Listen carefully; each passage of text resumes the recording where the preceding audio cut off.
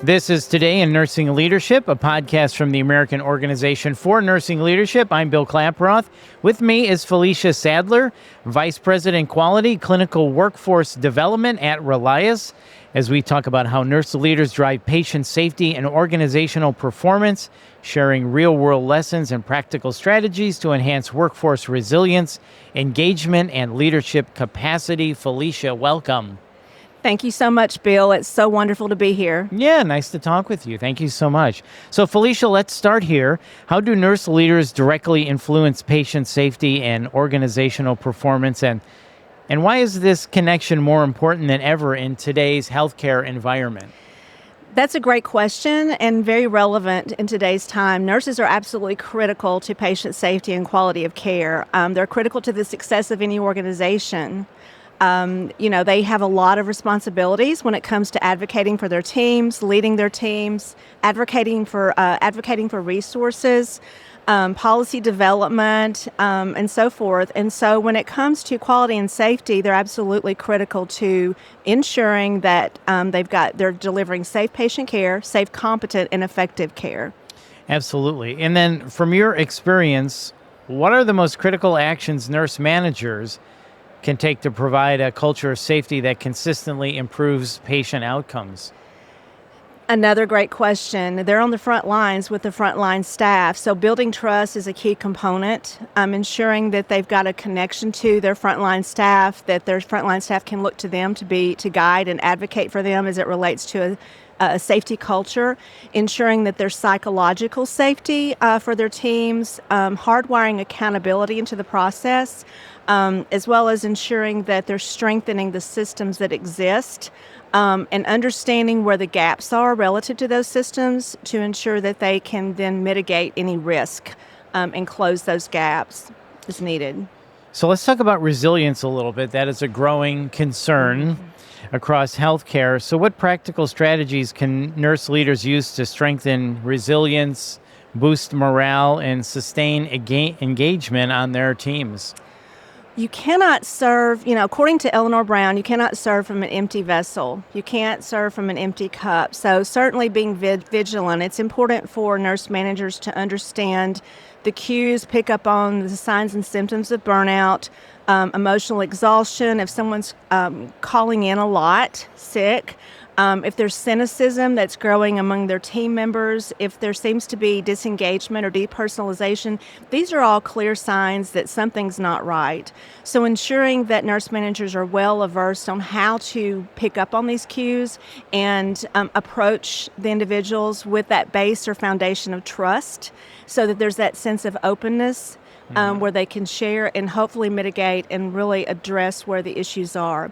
Self-care is another component when we think about resolution to resilience, ensuring that they understand prioritization of self-care, but also provide visible avenues for self-care and being able to support that from a leader perspective, ensuring that staff understand where those resources are and that they're tapping into them as needed. Ensuring that they're addressing the personal aspects as well. There's a lot going on with their staff, with individuals. They are individuals, and we're to be sure we are connecting with them from a human perspective and a personalization perspective.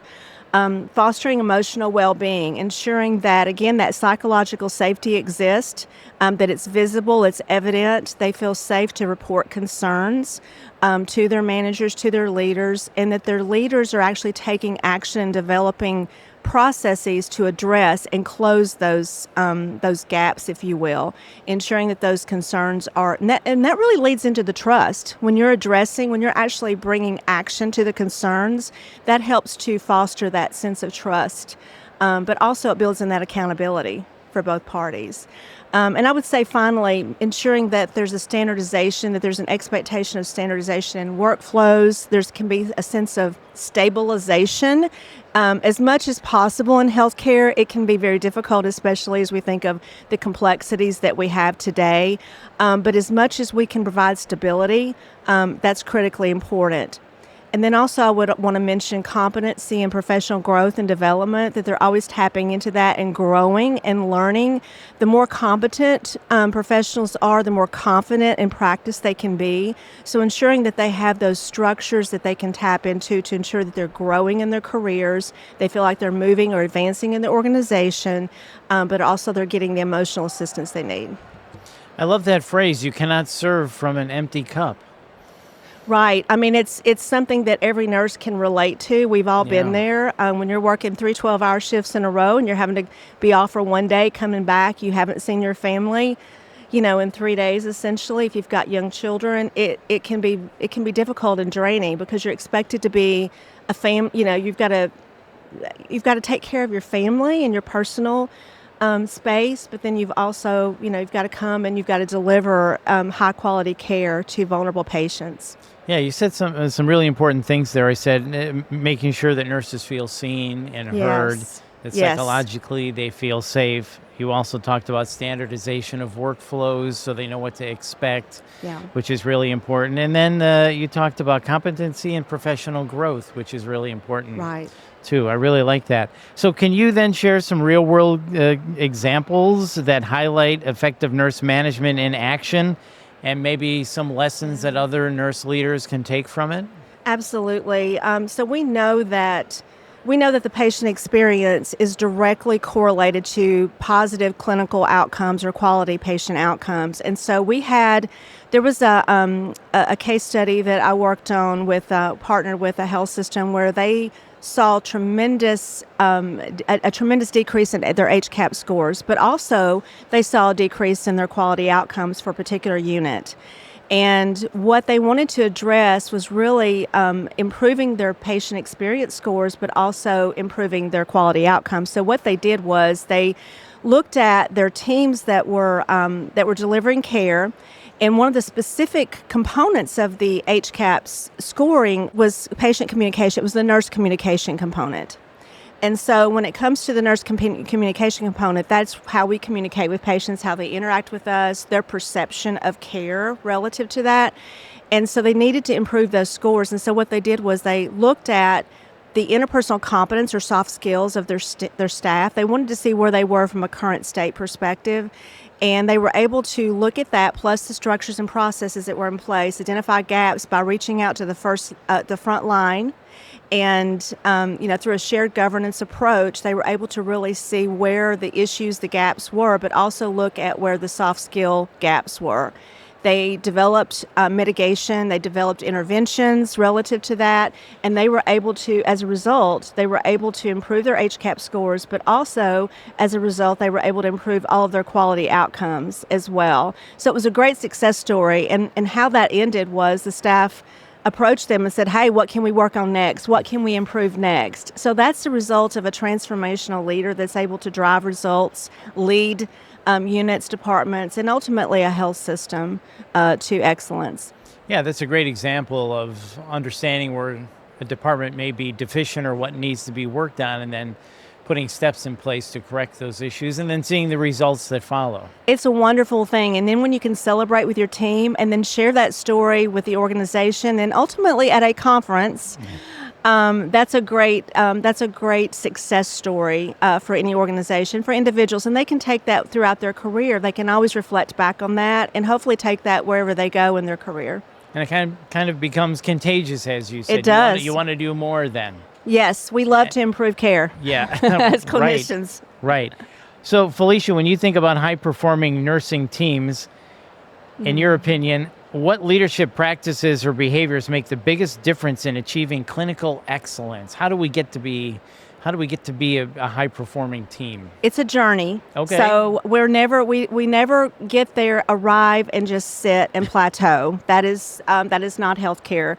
It is a journey. It's a journey of excellence. And really, I would say one one key fundamental component is high reliability. When you have structures and processes hardwired into the organization where you're always looking for zero harm, but you're always looking for areas and opportunities to improve, you're deferring to the front line, much like our success story, because they're closest to the process, they're closest to those gaps. When you are able to bring all of those components in and you start refining and hardwiring that in the organization, that's where you can start maturing as an organization.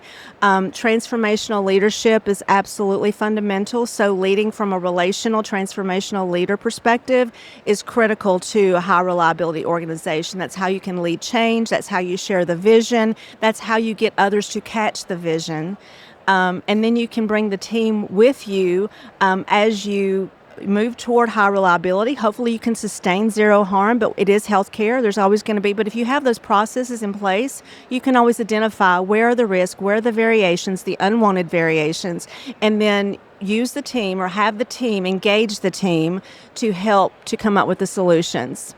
Catch the vision. Yes. I like it. Yes. And it's a journey of excellence.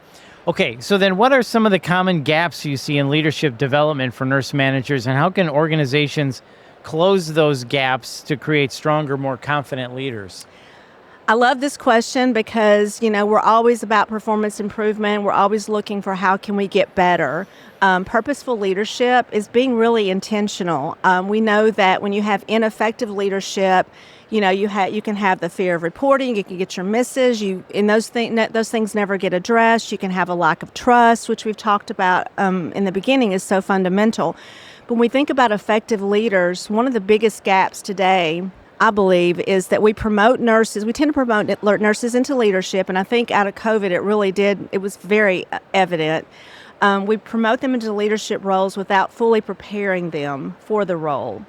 And this is, we need confident, we need competent, capable leaders to really lead in this dynamic environment that we have, this complex environment. It requires intentional progressive development. Leaders need to be grounded in a systems thinking and think high reliability. They need to understand those principles and be able to engage even down to their units, departments.